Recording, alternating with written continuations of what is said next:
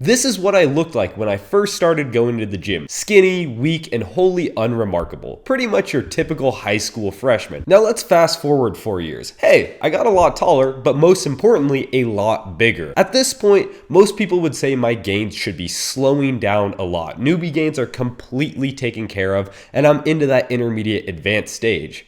But what happens if we fast forward 1 more year? I gained more muscle than I ever had before. I went from a good physique to a great physique. I thought things were supposed to go slower, not faster at this point. Well, let's fast forward another year into year 6 of my lifting. And holy crap, this is where the steroid accusations went from joking to actually kind of serious. At this point, you would think that I couldn't gain much more muscle at all, right? Well, let's go another year into the present day, and bang, in my 7th year of lifting, I made some serious gains. How is this possible? Most fitness influencers will tell you there's a natty limit, and you could barely gain any muscle after a certain point, and you have to scrap and fight for every little bit. And it is true enough, you have to wage war in the gym to gain muscle, but the gains are anything but small. So how did I do it? After 4 years, how did I then continue to make huge gains? Well, it's what you clicked on this video for. The answer is bulking. So I realized while editing this video that I forgot to define what exactly bulking was. Bulking is the process of eating with the goal of building muscle. It is not eating in a caloric surplus just for eating's sake. It is with the specific goal to add on muscle mass. So that creates the nuance of not just eating an absurd amount of calories. Because if you're adding on fat and no muscle, then what the hell are you doing? You're just getting fat. You're not necessarily bulking. So when it comes to choices within your diet, keep in mind this definition. Does this add to my goals of building muscle? Now that you know what is possible when you bulk, let's get into how exactly you do it. Starting with the number one most important rule, you must be in a calorie surplus. A calorie surplus is eating more calories, aka food, than your body burns within a day. Think about it this way. If you do not have extra materials to build the extra muscle mass you want, how can you expect to have that muscle mass? If you're not giving the tools your body needs to build, you're not going to get any building done, and you're essentially spinning your wheels in the gym, making no progress because you refuse to pick up the fork. So initially I had this piece of advice at the end of the video, but I think it's too important to leave there. The final lesson is do not waste the bulk. You are giving yourself this extra energy not only to build muscle, but also perform harder and more intensive workouts to facilitate that muscle growth. You should be adding reps, weight, and sets to your workouts, and you should be training harder than ever. You can even increase the frequency of when muscle groups are hit if your sleeping and eating is on point. When you maximize recovery, it allows you to achieve your full potential within the gym. Progress becomes a lot faster when the factors outside of the workout are locked in. Now, the first thing you need to do is determine your maintenance calories. If you're currently eating and not gaining or losing any weight, you can roughly assume what you're eating right now is your maintenance calories. You can also use an online calorie calculator, but overall, I don't think you need to track calories. You should just get a ballpark of what it feels like to eat and maintain your weight, so then you can start eating a little bit more to be in that surplus. You can track calories as a form of accountability, but I think that getting the intuitive sense of what your body needs is more sustainable in the long run. When it comes to what types of food you need to eat, you want to eat whole, unprocessed foods because these will be the best fuel and materials for your body to build muscle with. It's okay to eat some junk food, but if you're eating a bunch of chips, Oreos, etc., it's just going to be turned into fat and not necessarily muscle. 0.8 to 1 gram of protein per a pound of body weight is more than enough to build muscle. I usually just have some extra meat on my plate or have a protein shake just to err on the side of caution because I'd rather maximize my muscle growth than be in the risk of not getting enough protein. We then have to determine what bulk you're going to do. There's dirty bulking and there's clean bulking. Clean bulking is eating unprocessed whole foods. This is super healthy and amazing for your general health, but you have to ask two questions.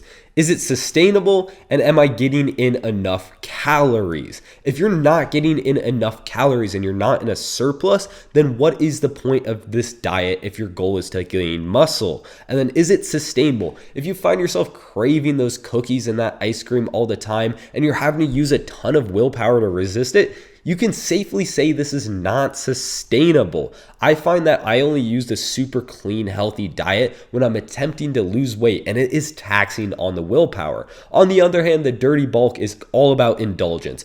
You eat everything in front of you, from the pizzas to the ice creams. It's just about calories, calories, calories. This isn't very healthy for you, but especially if you're like 13 to 25 and have a lightning fast metabolism, you're going to want to err on the side of the dirty bulk, because getting in calories is more important than necessarily the quality of the food in this case. But that does not mean that you just eat all these chips and cookies. As I mentioned earlier, those are just going to go straight to fat. If you're going to eat dirty pizza or fried chicken and fries, that still has the proteins, fats, and carbs that you need to build muscle, just in more of a processed sense that's not as good for your body. As with most things, the answer is somewhere in the middle, and this is how I successfully bulked for 3 years while maintaining decent leanness. I don't restrict myself to just completely clean foods, and I don't pig out on junk food. What I do is I choose the foods that I need in the moment, prioritizing the nutrients that will give me the energy to go hard in the gym and the protein to build muscle. I'll eat fried chicken, but what does that break down to? Carbs, proteins, and fats. I don't solely eat these bad food options, but I use it as a tool when I don't feel like eating, but I have to. The tastier something is, the more appealing it is to you, which is why these hyper-palatable processed foods can go down so easily. But if you learn how to season and sauce, which I've gotten very good at, you can make healthy meals taste extremely good. This is by far the largest part of my diet when I'm bulking. I'm never eating something that I don't like. I see people bulking and trying to shovel down food. They're like, oh, this sucks so much. I'm like, bro, you're eating 2 pounds of ground beef and white rice unseasoned. No shit, it's gonna suck. Learn how to cook a little bit, and bulking will be the most flavorful and enjoyable part of your year. Because I'm eating in a surplus, I'm usually too full for sweets, but if I finish my dinner and I want a bowl of ice cream, I'm going to have it. But I'll never just eat a bag of chips and count that as a step towards my goals,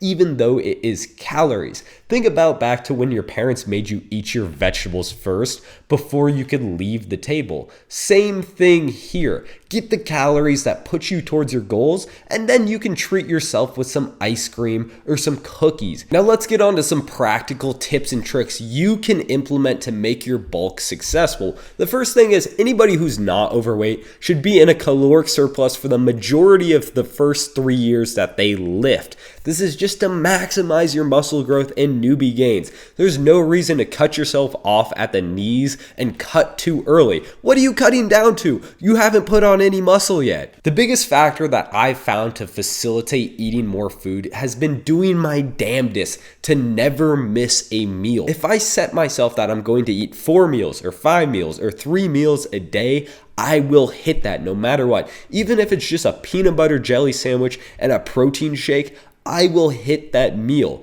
This builds the habit. It's not necessarily that you have to eat these grandiose, huge meals at each interval, but you can slowly increase the amount in each meal. It's moreover establishing the habit that your eating schedule is not flexible around the rest of your life. The rest of your life moves around your eating schedule. But while I'm cooking the food, I always cook more food than I think I can eat. First, with more food in front of you, you're more likely to eat more of it. And then second, with the leftover food that you have, that saves you cooking later in the day. I eat it while I'm talking to roommates or as just a quick pre-workout meal. And then finally, if you find yourself cleaning that plate, you should be a couple pounds heavier, and it's a great indicator that your caloric maintenance has moved up and it's time to start making bigger meals. But once you're there and you're actually eating, I have a rule that my girlfriend girlfriend hates me for repeating to her all the time is always eat a couple bites past full. This means that once you're full,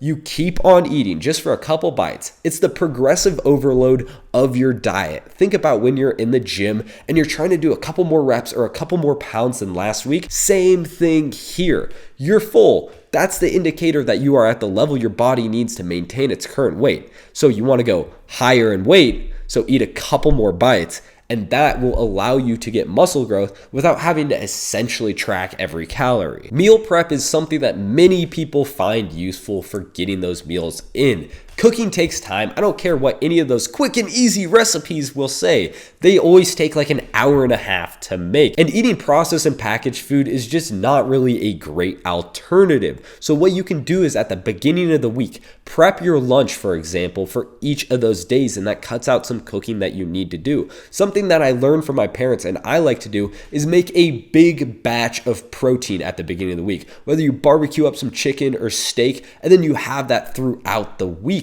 And this allows you to just pair it with a carb. Carbs are so easy to cook. Rice, bread, potato, pasta, whatever it is, slot in the meat. You have a meal in less than 5 minutes and no excuse not to get those calories in. Another easy way to get extra calories in is use those calorie-dense foods. Simple swaps such as 80-20 ground beef instead of 90-10, or putting butter or olive oil on your bread. The calories usually make things taste better. Chuck cheese in your potatoes, crack 2 eggs into there. It's so easy to add calories to your meals without you even knowing it. Spread peanut butter on everything. That's a joke, but also kind of serious. One of the most ironic things I experienced while cutting is that I learned exactly the foods I should have been bulking on. Things such as cheese, eggs, olive oil, butter are all very healthy for you, but they are calorically dense, so you don't have to feel bad about eating them, and you can be in a surplus. But at the end of the day, if you cannot gain weight, you need some accountability, and this is where counting calories can come in. Using a simple app like MyFitnessPal,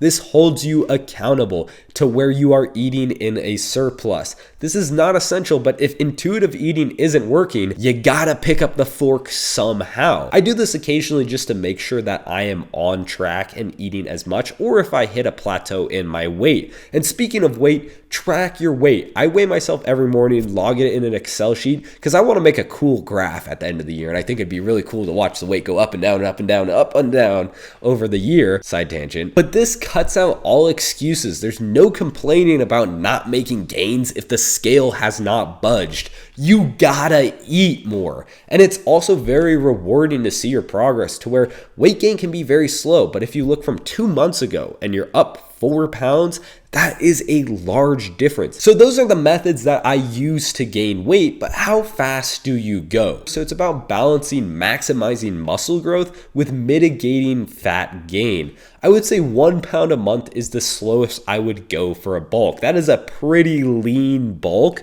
And 3 to 5 pounds is about as high as I would go. Obviously, do it based off of your body composition. If you're a little bit higher of a body fat percentage, maybe err on the lower side because you may be putting on more fat. But if you are a skinny, all skin and bones teenager, come on, dude, just eat, and you'll worry about the rest later. If you're still gaining 5+ pounds a month, you're either a complete beginner or you're gaining too quickly and adding too much fat that is not necessary. So I'd crank back the calories a little bit and gain at a slower rate. The best indicators are how you look and how you feel. Losing weight is a much faster process than building muscle, so it's okay to get a little fluffy in the name of adding those pounds. When you find yourself out of breath from doing daily activities, or you haven't gained as much strength from the amount of weight that you've gained, it may be time to slow down or start a cut. When it comes to how many calories you should have in your surplus, I recommend a minimum of 300.